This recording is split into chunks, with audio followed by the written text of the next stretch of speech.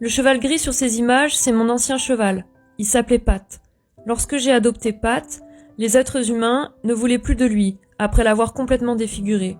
En effet, lorsque j'ai connu Pat à l'époque, il avait ses 2 yeux et son corps était intact. Lorsque je l'ai récupéré, après être passé entre les mauvaises mains de certains cavaliers, il avait été complètement défiguré.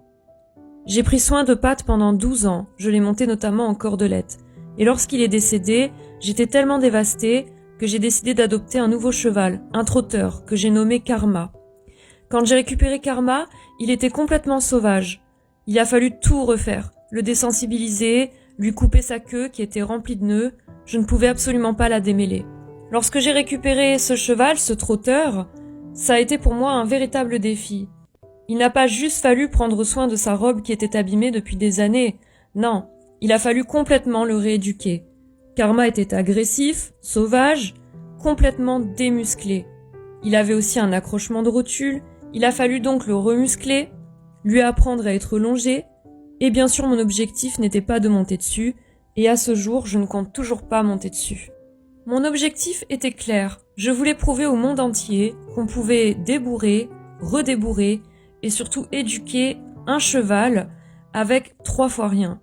C'est-à-dire sans mort, sans cavalier, sans longue graine, sans enrainement, juste avec une longe, un side pull et des bonbons pour le renforcement positif. Et c'est ce que j'ai fait en fait. En 2 ans, j'ai appris à Karma le pas espagnol, la révérence, le coucher, le assis, le cabré, le reculé à distance, le travail en liberté, un début de piafé, le passage.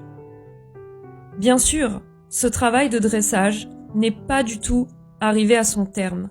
Bien sûr, je me suis mis des bâtons dans les roues parce que je refuse d'enraîner mon cheval ou même tout simplement d'utiliser des longues graines.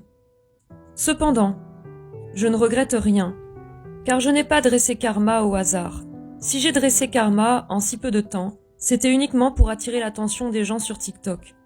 Une fois que j'avais toute l'attention de ces cavaliers, j'ai pu détourner leur regard sur une cause qui me tient beaucoup plus à cœur depuis la mort de Pat.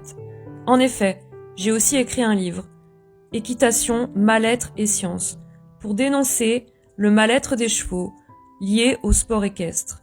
Et c'est notamment la cause que je défends principalement sur mon compte TikTok. Je ne remercierai jamais assez Karma, mon cheval, ce trotteur français qui a changé ma vie.